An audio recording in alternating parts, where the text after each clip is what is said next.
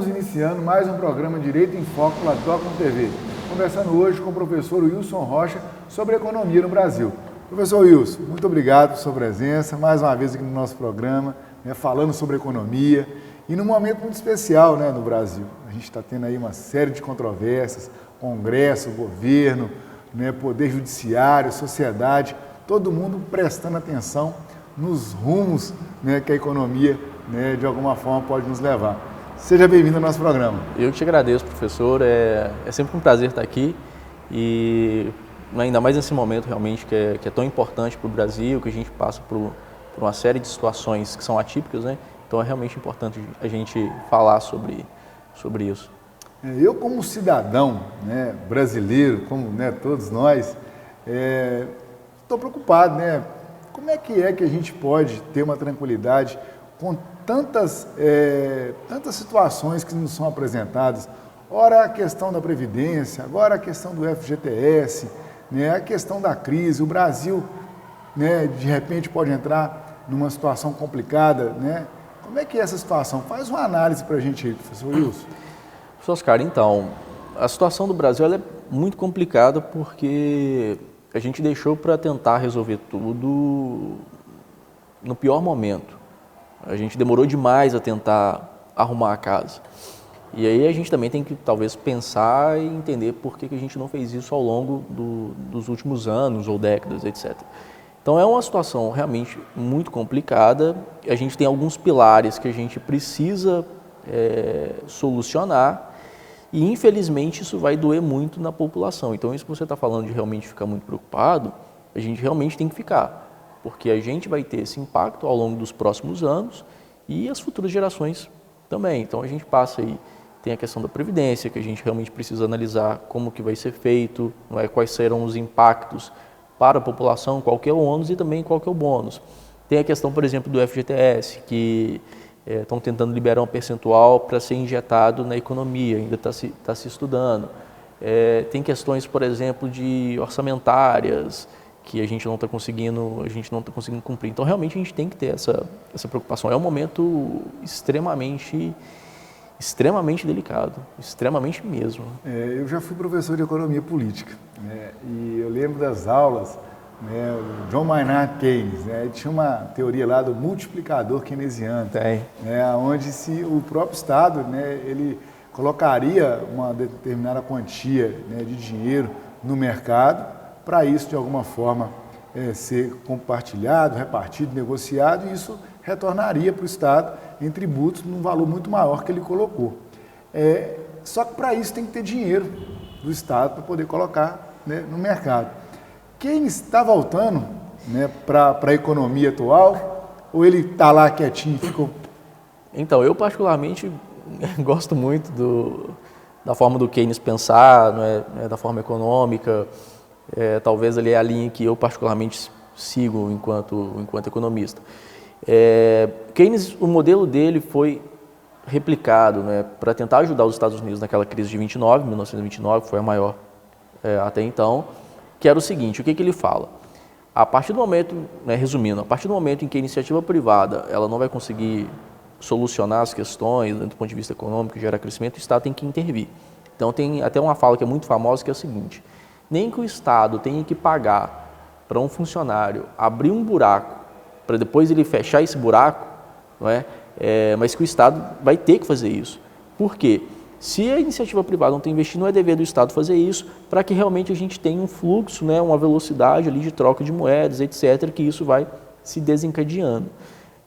Foi feito isso, mais ou menos isso também, na crise que a gente teve do subprime, em 2008, 2009, onde o Estado americano, por exemplo, chegou a enviar, em alguns momentos, um determinado valor de recurso para um grupo familiar, para que ele pudesse gastar e a economia continuar girando. Fez isso também nessa época. Ele deu dinheiro para alguns bancos a taxas extremamente baratas ou nulas, para que os bancos tivessem a intenção de realmente emprestar, para que fosse consumindo e aquilo vai se gerando riqueza. O que talvez o Paulo Guedes e a equipe econômica até então desse governo queira fazer é um pouco diferente do que Keynes queria ou propõe.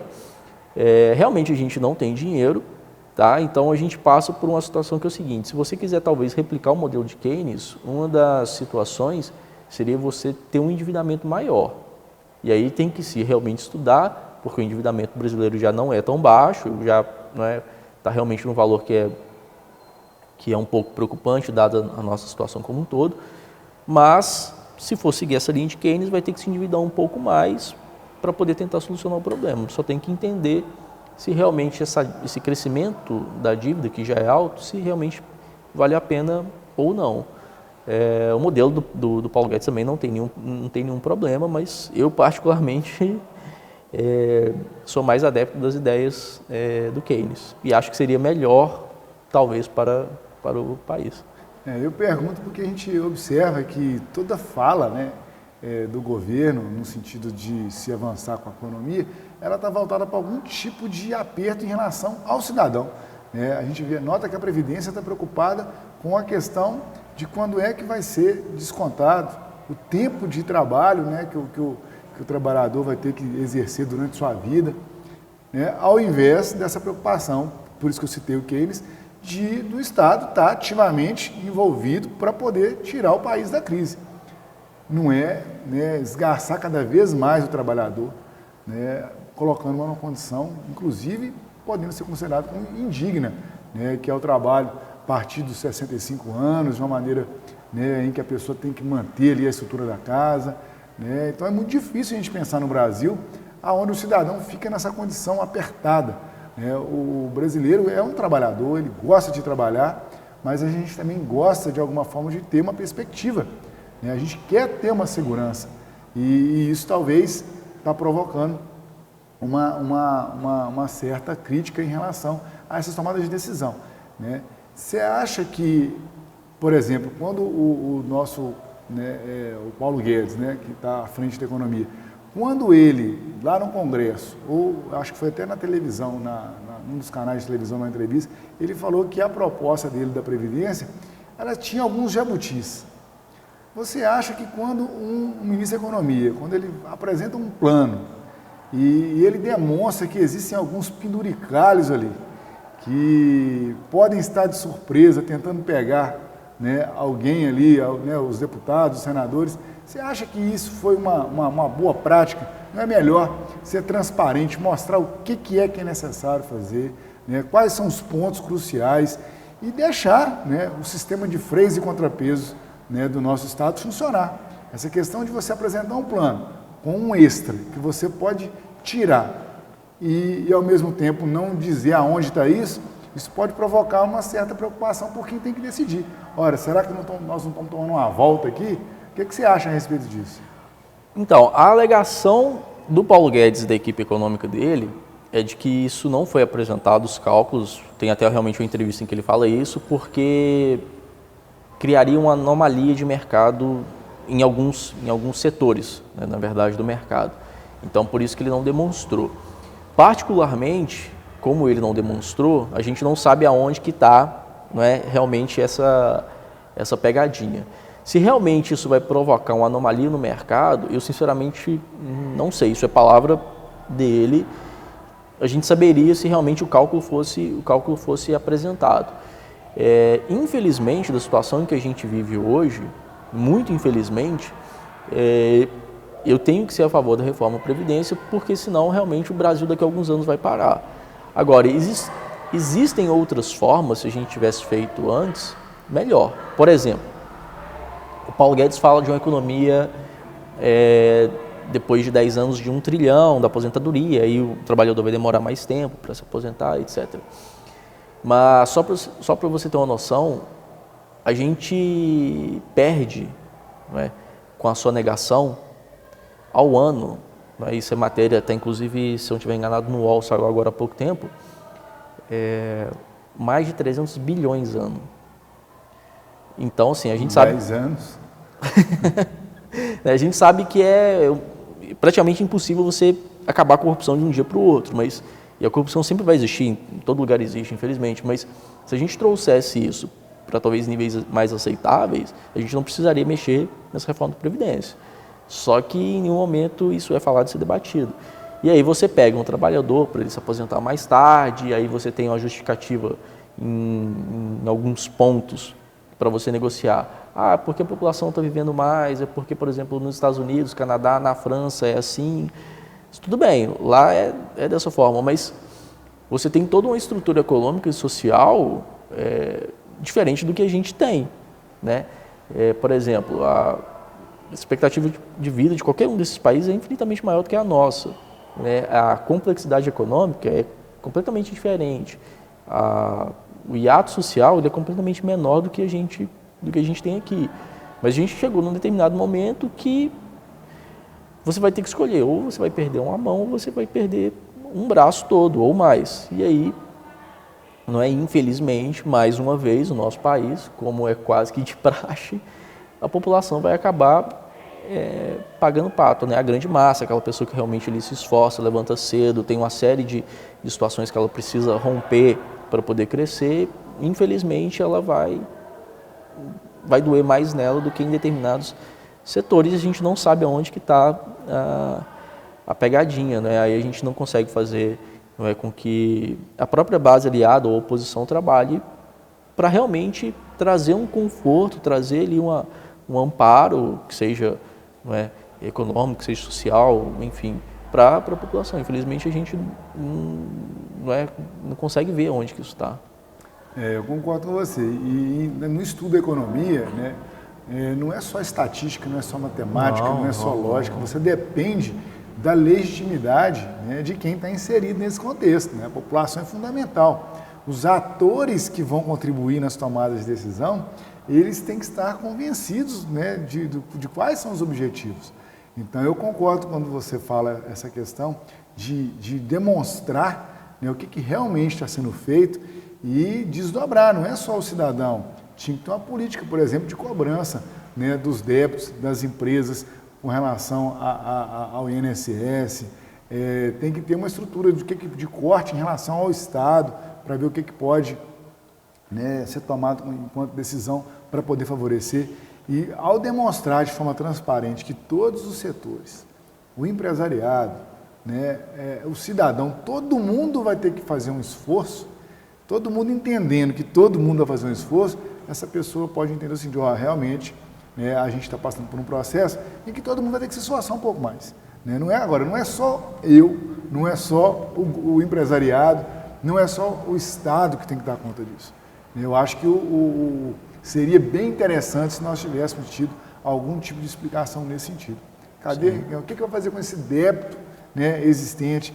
Né? O que vai se fazer com a relação à corrupção, né, os desvios? A gente teve os PACs, né, os Programas de Aceleração ao Crescimento no Brasil, o que se associou ao melhor momento do Brasil nos últimos tempos, só que a gente viu depois que teve uma corrupção tremenda. Né? Quer dizer, se não tivesse tido essa corrupção tremenda, como você apontou, níveis satisfatórios, aí, pelo menos seguros, a gente poder ter um certo controle, talvez a gente não estaria no momento como a gente está hoje. Né? Não, com certeza. Essa questão, por exemplo, do PAC, vários países já fizeram de forma similar. Talvez o que a gente consiga pegar como exemplo, que é talvez o mais curioso, até pela situação como um todo, é a Coreia do Sul. A Coreia do Sul, quando a gente teve o processo, né, da divisão das Coreias, no início, só para você ter uma noção, a Coreia do Norte era tido como mais desenvolvida, mais evoluída que a Coreia do Sul.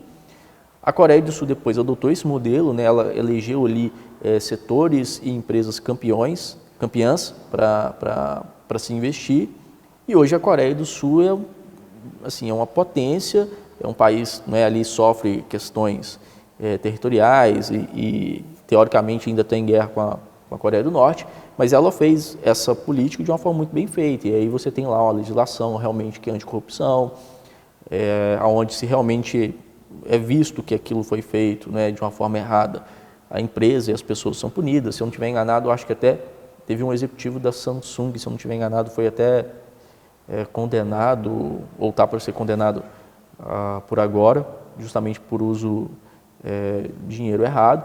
Mas no Brasil tentou-se replicar esse modelo, só que não foi feito da melhor maneira.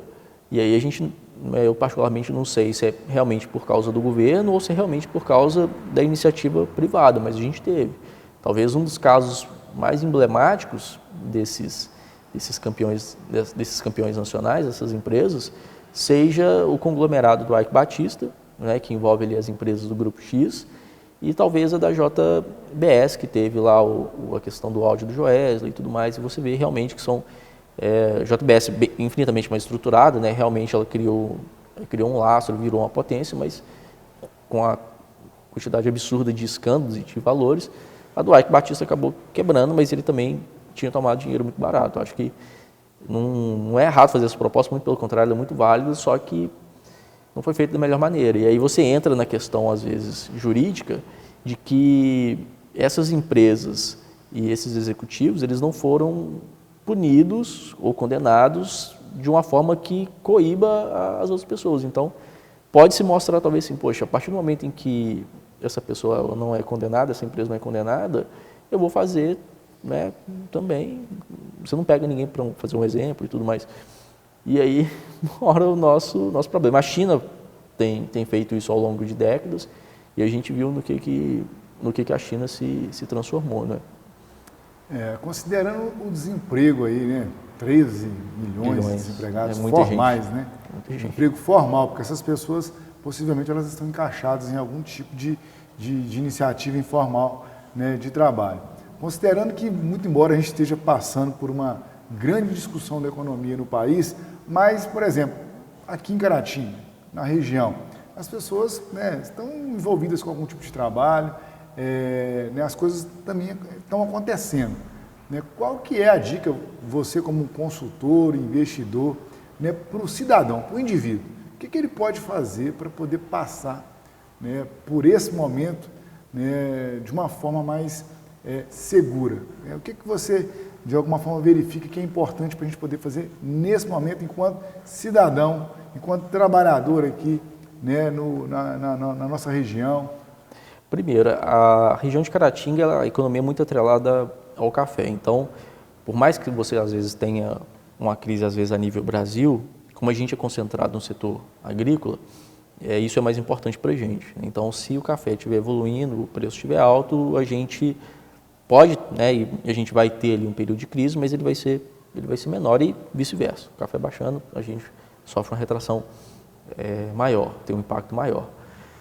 Mas assim, o principal é realmente a gente ter uma educação financeira, coisa que infelizmente o brasileiro não tem, porque isso não foi dado a ele na escola. Então, assim, existe uma fala, e essa fala eu aprendi na primeira semana da faculdade de economia, que é a seguinte: você não é rico pelo quanto você ganha, pelo seu rendimento. Você é rico por como e quanto você gasta desse rendimento. Então, a melhor maneira é você realmente ter uma noção de quanto que você ganha e você entender de que, na pior das hipóteses, você tem que gastar só aquilo que você ganha, na pior. O interessante é realmente você tentar diminuir o seu gasto. E aí, aonde você vai diminuir o seu gasto? Em gasto supérfluo. O que seria um gasto supérfluo?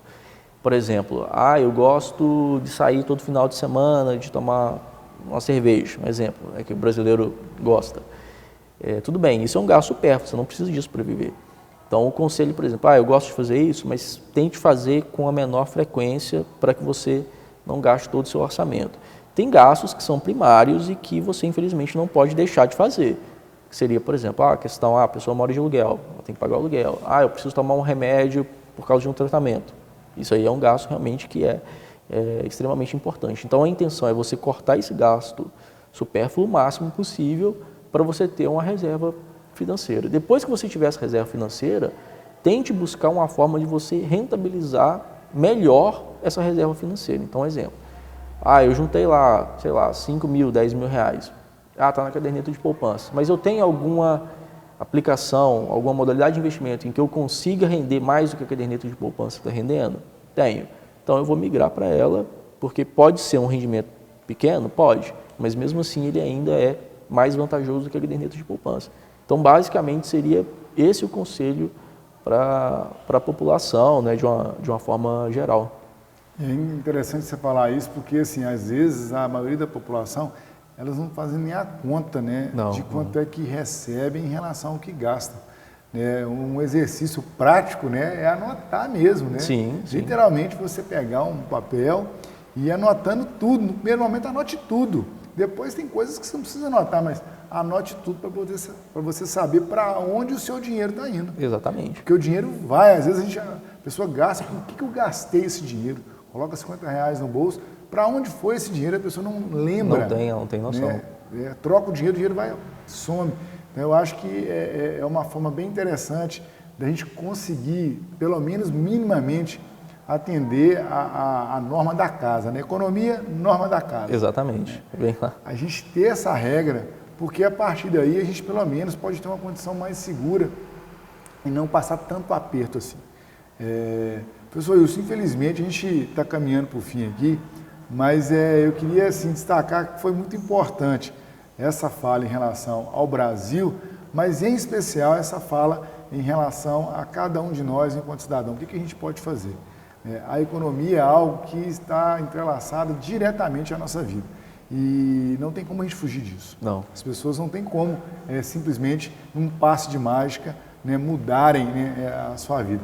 Então eu queria que você deixasse essa mensagem final, né, para nós aqui, como é que a gente poderia, né, de alguma forma, né, atravessar esse momento tão difícil e aquela questão, podemos confiar nessas decisões que estão sendo tomadas em relação ao nosso Brasil? Como é que você finaliza isso aí? Assim, eu sou um pouco otimista, eu acho que a gente tem que, primeiramente, buscar realmente acreditar, independente se a gente votou ou não em quem está gerindo o país, né? Enfim.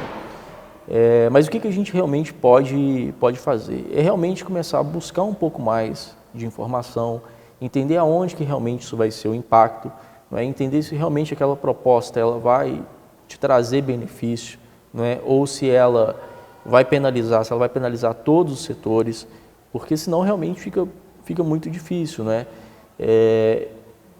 O essencial é realmente, através da educação, buscar essa informação.